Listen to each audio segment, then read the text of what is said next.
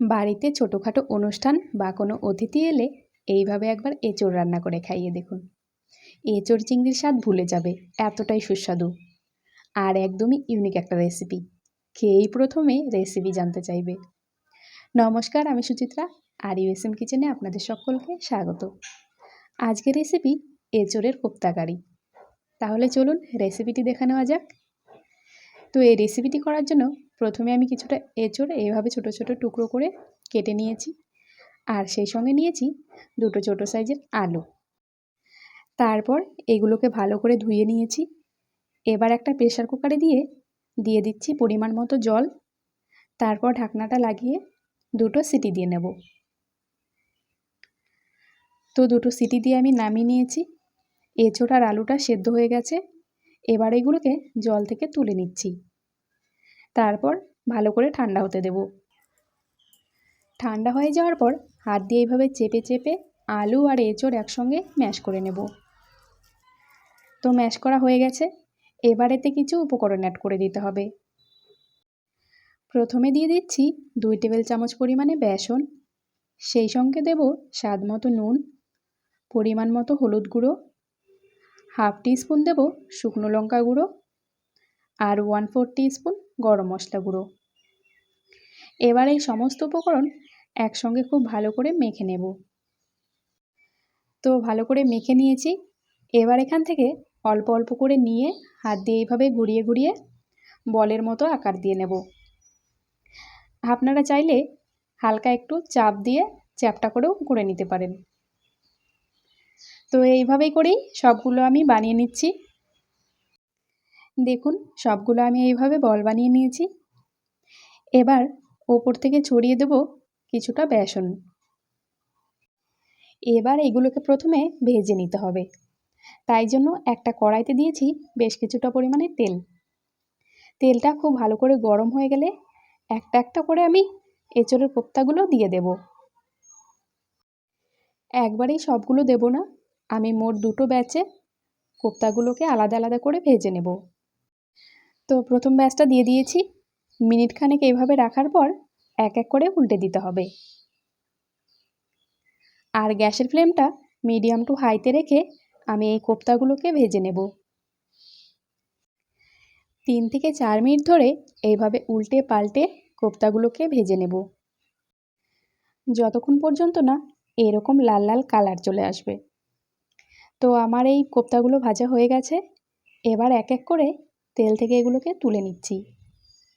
তারপর এই তেলে বাকিগুলো দিয়ে একই রকমভাবে ভেজে তুলে নেব। তো সবগুলো কোপ্তা আমার ভাজা হয়ে গেছে।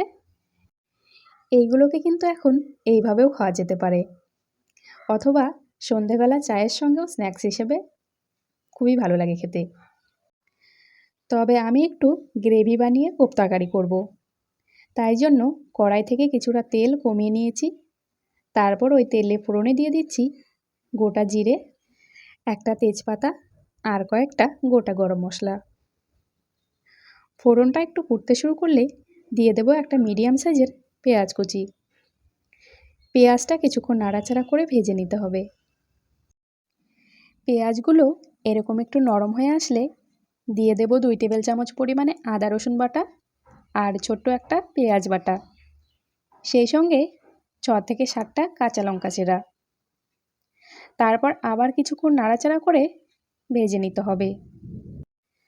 আর আদা রসুনের কাঁচা গন্ধটা চলে গেলে দিয়ে দেব একটা মিডিয়াম সাইজের টমেটো বাটা, সেই সঙ্গে 2 টেবিল চামচ পরিমাণে রোস্ট করা জিরে আর ধনে বাটা। আপনারা চাইলে কিন্তু জিরে ধনের গুঁড়োটাও ব্যবহার করতে পারেন। তো এরই সঙ্গে দিয়ে দেব স্বাদ মতো নুন, পরিমাণ মতো হলুদ গুঁড়ো আর হাফ টেবিল চামচ দেব কাশ্মীরি রেড চিলি পাউডার। এটা কিন্তু একদমই অপশনাল, আমি কালারের জন্য দিচ্ছি। তারপর একটু নাড়াচাড়া করে ভালো করে মিশিয়ে একদম লো আঁচে ঢাকা দিয়ে 2 মিনিট মতো জাল করে নেব। তো 2 মিনিট আমি ঢাকা দিয়ে মশলাটাকে জাল করে নিয়েছি। এবার ঢাকনা খুলে আবার কিছুক্ষণ নাড়াচাড়া করে কষিয়ে নেব। ভালো করে কষিয়ে নিয়ে মশলা থেকে যখন এইভাবে তেল ছেড়ে আসবে তখন দিয়ে দেব পরিমাণ মতো গরম জল। জলটা দেওয়ার পরে 3 থেকে 4 মিনিট মতো ঝোলটাকে ভালো করে ফুটিয়ে নেব। 3-4 মিনিট ফুটিয়ে নেওয়ার পর এতে আগে থেকে ভেজে রাখা কোপ্তাগুলো এখন এক এক করে দিয়ে দেব। কোপ্তাগুলো দিয়ে আবার 2 মিনিট মতো জাল করে নেব। 2 মিনিট জাল করে সব শেষে দিয়ে দেব সামান্য একটু গরম মশলা গুঁড়ো।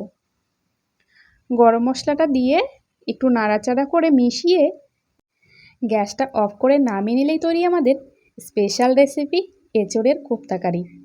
এবার গরম ভাত বা রুটির সঙ্গে পরিবেশন করা যেতে পারে। আপনারাও বাড়িতে অবশ্যই কিন্তু এই রেসিপিটি একবার ট্রাই করে দেখতে পারেন। ভীষণই ভালো খেতে হয়, না খেলে বিশ্বাসই করতে পারবেন না, এত সুন্দর একটা রেসিপি। তাহলে রেসিপিটি কেমন লাগলো কমেন্টে জানাতে ভুলবেন না। ভালো লাগলে ভিডিওতে একটি লাইক করে দেবেন আর অতি অবশ্যই চ্যানেলটিকে সাবস্ক্রাইব করে রাখবেন পরবর্তী নতুন রেসিপির জন্য। ভিডিওটি শেষ পর্যন্ত দেখার জন্য অসংখ্য ধন্যবাদ। সবাই ভালো থাকবেন, সুস্থ থাকবেন। টাটা।